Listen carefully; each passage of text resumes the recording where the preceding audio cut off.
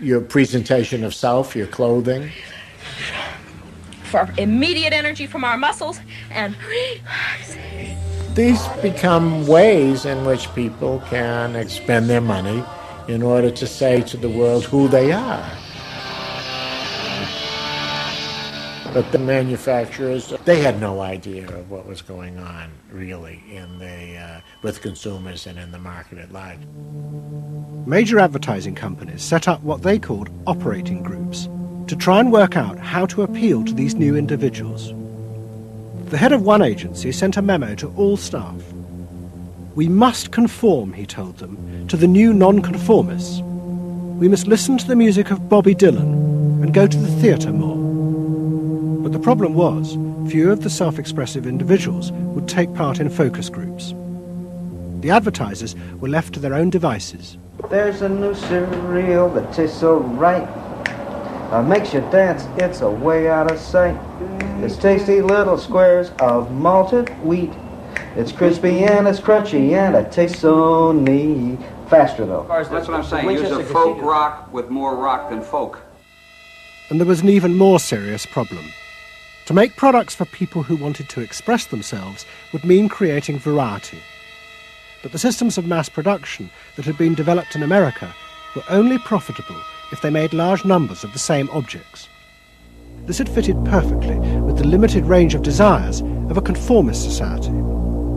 The expressive self threatened this whole system of manufacture. And the threat was about to grow rapidly. Go! Because an entrepreneur had invented a way of mass-producing this new independent self.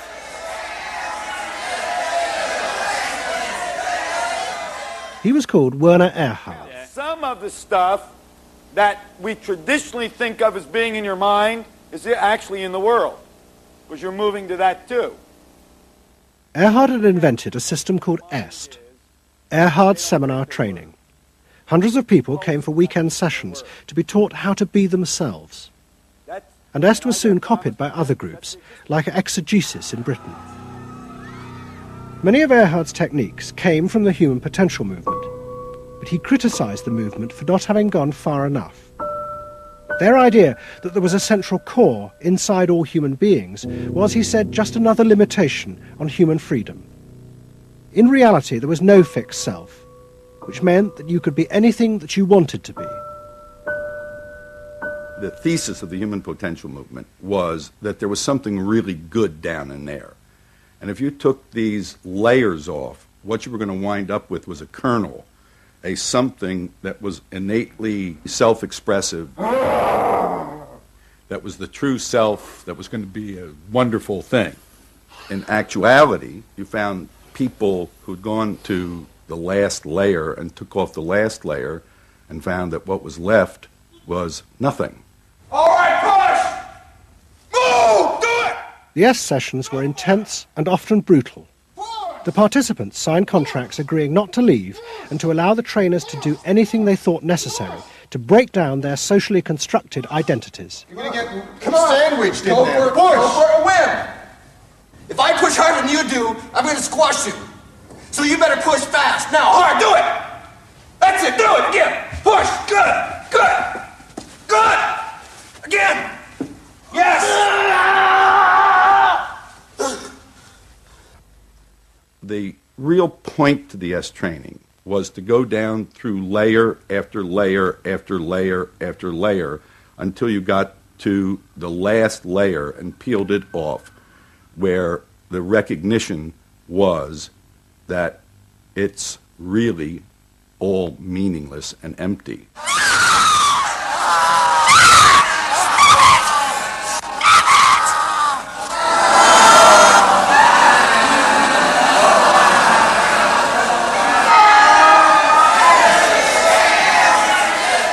Now, that's existentialism's endpoint. EST went a step further in that people began to recognize that it was not only meaningless and empty, but it was empty and meaningless that it was empty and meaningless. And in that, there's an enormous freedom. All the constrictions, all of the rules you've placed on yourself are gone. And what you're left with is nothing. And nothing is an extraordinarily powerful place to stand, because it is only from nothing that you can create. And from this nothing, people were able to invent a life, and allowing them to create themselves. Invent themselves. You can be what you want to be. I want you to start to make that sound, and on that sound, create and people the world the way you want to create it. What Earhart did was to say that only the individual matters, that there is no societal concern, that you living a fulfilled life is all you need be concerned about. Est people came out of those trainings feeling that it wasn't selfish to think about yourself, it was your highest duty. So kiss me and smile for me, tell me that you'll wait for me, hold me like you never let me go. The training is 2 weekends, and it was quite an incredible experience in my life. I'll forever be grateful for the experience. I got a great deal out of it. We really want to know who we are. There are things going on. We learn more and more about ourselves all the time, and to really find out what it is that makes us tick and how we are discovering ourselves. I'm leaving. Est became hugely successful. Singers, film stars, and hundreds of thousands of ordinary Americans underwent the training in the 1970s. But in the process, the political idea that had begun the movement for personal transformation began to disappear. The original vision had been that through discovering and expressing the self, a new culture would be born, one that would challenge the power of the state. We will not let them separate our culture from our politics. We are a people. We are all together. But what was now emerging was the idea that people could be happy simply within themselves, and that changing society was irrelevant. One of the proponents of this was Jerry Rubin. In 1968, Rubin, as leader of the Yippies, had led the march on Chicago, but now he had undergone S training. I was willing to die, and I had a martyr complex in a sense. I think we all did. And I've given up that ideal of sacrifice. And I'm not as overwhelmingly moved by injustice as I was. And now we reincarnated ourselves from within. Basically, the politics were lost and totally replaced by this lifestyle. And then the desire to become deeper and deeper into the self. By now, a grandiose sense of the self. And my a good friend and one of the original Yippie founders, Jerry Rubin, definitely moved in that direction. And I think he was beginning to buy into the notion that he could be happy and fully self-developed on his own.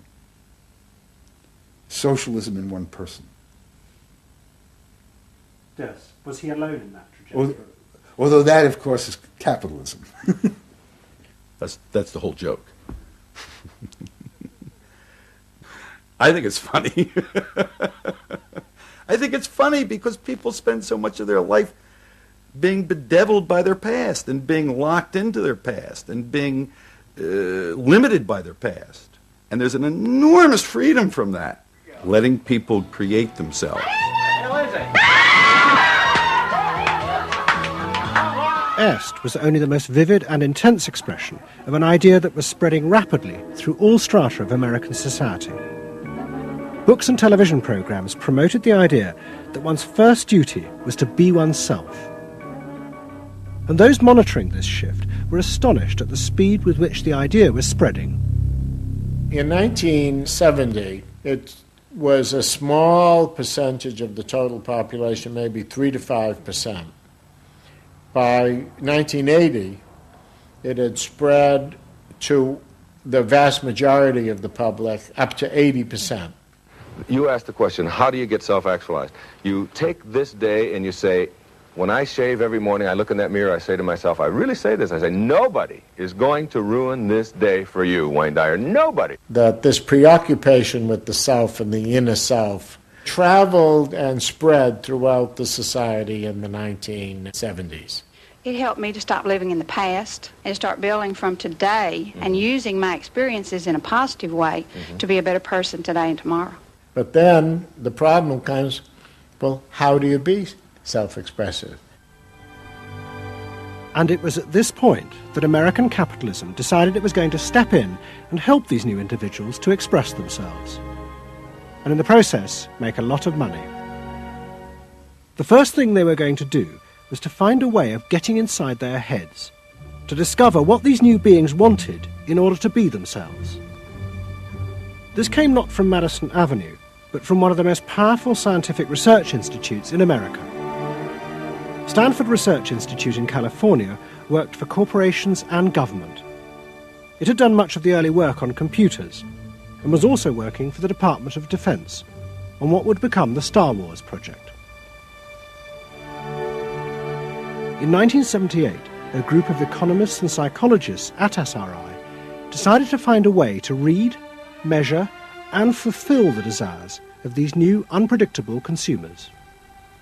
The idea was to create a rigorous tool for measuring a whole range of desires, wishes, values that prior to that time had been kind of overlooked. They say in business, what gets measured gets done. We were basically telling manufacturers, if you're really going to satisfy not just the basic needs, but individuated wants, whims, and desires of more highly developed human beings, you're going to have to segment. You're going to have to individuate. To do this, SRI turned for help to those who had begun the liberation of the self. In particular, one of the leaders of the human potential movement, a psychologist called Abraham Maslow. Through observing the work at places like Esalen, Maslow had invented a new system of psychological types. He called it the hierarchy of needs, and it described the different emotional stages that people went through as they liberated their feelings. At the top was self-actualization. This was the point at which individuals became completely self-directed and free of society. The team at SRI thought that Maslow's hierarchy might form the basis for a new way to categorize society, not by social class, but by different psychological desires and drives. To test this, they designed a huge questionnaire with hundreds of questions about how people saw themselves, their inner values. The questions were designed to see whether people fitted into Maslow's categories.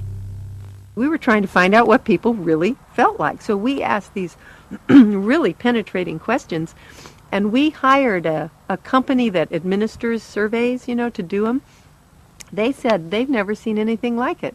Usually you have to send out a postcard 6 weeks and then another postcard, and then you got to call the people up, to get the return rates up. We had an 86% return, and they only sent out one postcard. People loved filling out this questionnaire. We got several questionnaires back with a note attached saying, do you have any other questionnaires I could fill out? Because we were asking people to think about things that they had never thought about before, and they liked thinking about them. Like what? Like what they felt inside? Yeah, like what they felt inside. What motivated them? What was their life about? What was important to them? It was sort of like, wow. The answers were then analysed by a computer. It revealed that there were underlying patterns in the way people felt about themselves, which fitted Maslow's categories. And at the top of the hierarchy were a large and growing group which cut across all social classes. The SRI team called them the inner directeds. These were people who felt they were not defined by their place in society, but by the choices they made themselves. But what SRI discovered was that these people could be defined by the different patterns of behavior